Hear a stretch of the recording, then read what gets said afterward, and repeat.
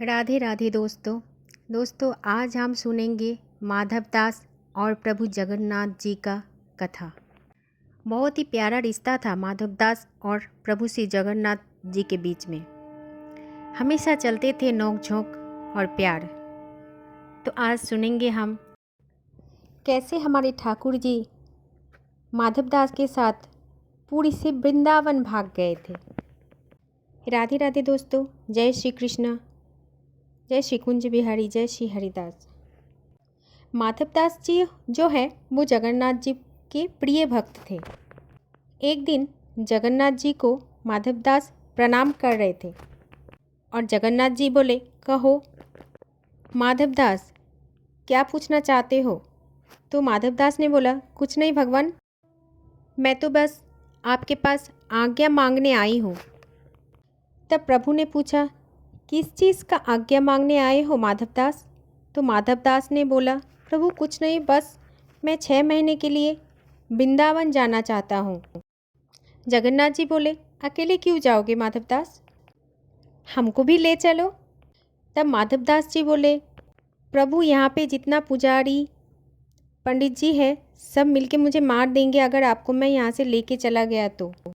प्रभु जगन्नाथपुरी में इतने लाखों भक्त आपके पास आते हैं, आपको देखने के लिए आते हैं, आपके दर्शन के लिए आते हैं।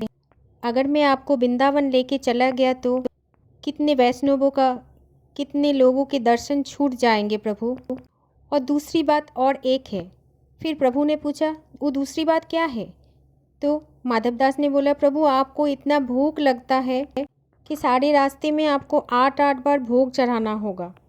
ये भोग लगाने का सामर्थ्य तो मेरे नहीं है प्रभु, हम तो 3-4 दिन भूखे ऐसे ही रह लेते हैं, लेकिन आपको तो भूख बर्दाश्त ही नहीं होता। और प्रभु वृंदावन तो बहुत दूर है यहाँ से, हमें पहुँचने में 1.5 से 2 महीना लग जाएगा। आपको कहाँ कहाँ लिए घूमूंगा मैं प्रभु, इससे भला आप यहीं पे रह जाओ पुरी में, मैं वृंदावन होके आता हूँ।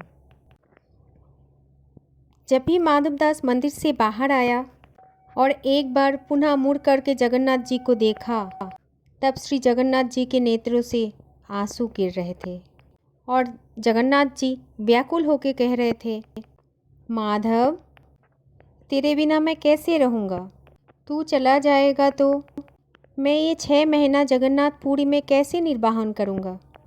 दोस्तों इसे कहते भक्त और भक्ति की श्रेष्ठता।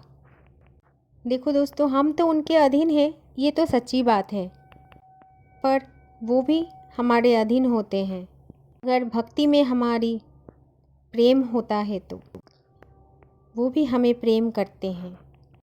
माधवदास मैं नहीं रह पाऊँगा तुम्हारे बिना, बस यही बोल रहे थे जगन्नाथ जी। और माधवदास कुछ भी सोचे कुछ भी सुने, चले गए वृंदावन की तरफ। ऐसे ही माधवदास चलते रहे। थोड़ी देर बाद माधवदास को बहुत भूख लगने लगी और इतनी जोर की भूख माधवदास को लग गई कि माधवदास जी बोले, अरे मैं तो 3-3 दिन तक अपना भूख बर्दाश्त कर सकती हूँ, लेकिन आज मुझे ये क्या हो रहा है कि मैं थोड़ी देर का भूख भी बर्दाश्त नहीं कर पा रहा हूँ। ऐसा ही सोच रहा था और तभी एक बूढ़ी मैया की घर देखा और माधवदास जी उसी घर में घुस गए और मैया से पूछे, मैया कुछ है आपके घर में खाने के लिए, जो भी है वो मुझे दे दो, कृपया करके मेरा भूख निवारण करो। माधवदास जी की ये बात सुन के माता जी ने थोड़ा घर पर ही जो पड़ा था उसी में से एक थाली बना के दिया खाने के लिए माधवदास जी को। इतना भूख लगी थी माधवदास जी को, भूख आते ही वो फटाफट खाने लग गए थे और जल्दी जल्दी में भी खाना खा रहे थे। तब माता जी बोले, अरे माधवदास जी आप बहुत निर्दयी हो दिख रहा है। तो माधवदास जी बोले, क्यों माता जी, आपको ऐसा क्यों लग रहे हैं। तो माता जी बोला, आपके पास में एक छोटा सा बच्चा है, तनिक उसे भी दे दो थोड़ा सा भोग। तब मैया की बात सुन के माधवदास जी आसपास देखा, लेकिन उन्हें कोई बच्चा नहीं दिखा यहाँ पर। और वो माता जी से बोला कि माता जी मैं तो अकेला आया हूँ, कोई बच्चा तो मेरे साथ नहीं आया है। तब मैया ने बोला, माधवदास तुम आँख धो के आ जाओ और देखो बगल में तुम्हारा एक छोटा सा बच्चा बैठा हुआ है, उसको भी भूख लगी है। बहुत सुंदर सा दिखने में ये बालक है, इसका नेत्र बहुत सुंदर है, इसका मुस्कान बहुत सुंदर है। आप क्यों उसे इतना परेशान कर रहे हो? बेचारे को इतना भूख लगे है, थोड़ा निवाला उसे भी दे दिया करो। माधवदास, मुझे तो ये लग रहा है कि ये बालक को कहीं से तुम चुरा के लाए हो। इतना कोमल सा बालक को कोई माँ कैसे तुम्हें दे सकता है? निश्चित तुम चुरा के लाए हो इसे। तब माधवदास जी समझ गए हैं कि मामला क्या है और माधवदास जी ने अपना नेत्र बंद किए और जैसे ही जगन्नाथ जी का स्मरण किया तो बालक के रूप में प्रभु श्री जगन्नाथ जी का ही दर्शन हुआ। और माधवदास जी मन ही मन मुस्का के बोले, तभी मैं सोच रहा हूँ कि मुझे इतना भूख क्यों लग रहा है। असल में भूख मुझे नहीं लग रहा था, ये सारे भूख तो मेरे चित्त में बैठे हुए प्रभु श्री जगन्नाथ जी को ही लग रहा था, इसलिए ही मैं इतना भोजन कर रहा हूँ। अब समझ में आया पूरा मामला। दोस्तों, ऐसे चलते चलते जो माधवदास जी 1.5 महीने में वृंदावन पहुँचने वाले थे, उन्हें पहुँचने में 3 महीना लग गया था। इसका सिर्फ एक ही कारण था, क्योंकि प्रभु जी को दिन में 8 बार भोग लगाना था। इसके चलते 1.5 महीने की जगह 3 महीने में पहुंच गए वृंदावन। क्योंकि ठाकुर जी तो माधवदास की मन में बैठ के जा रहा था वृंदावन, और उनको 8 बार भोग जो लगाना था, भोग जो लगते हैं उनके इतने ज़्यादा, सिर्फ और सिर्फ इसी के कारण माधवदास जी को 1.5 महीना और ज़्यादा लग गए थे वृंदावन पहुंचने में। तो देखा दोस्तों, चित्त में बैठ के प्रभु जी आ गए थे माधवदास के साथ वृंदावन। तो यही होता है भक्ति का प्रधानता। अब माधवदास जी वृंदावन पहुंच चुके थे, तो वृंदावन पहुंचते ही यमुना जी के तट में बैठे थे और प्रभु जी को फिर से भूख लग गई है। तो माधवदास जी बोले, अब तो वृंदावन आ ही चुके हैं, तो थोड़ी देर रुक जाओ, आपको हम 56 भोग खिलाएंगे। क्यों इतना भूख लग रहे हैं आपको? मन ही मन ठाकुर जी बोल रहे, जल्दी कुछ दे दो, मुझे बहुत जोर की भूख लगी है, कुछ खाने के लिए दे दो मुझे। तब माधवदास जी को कुछ भी नहीं दिखा आसपास। दूर में बैठ के कोई एक चना बेच रहा था। फिर वो चना वाले से थोड़ा सा चना लेके आ गए थे प्रभु के लिए। अब चने खाने के बाद प्रभु जी ने यमुना के पानी पी लिया और इसके बाद माधवदास जी हमारे वृंदावन बिहारी बांके बिहारी लाल की दर्शन में निकल पड़े और निधिवन राज में पहुंच गए।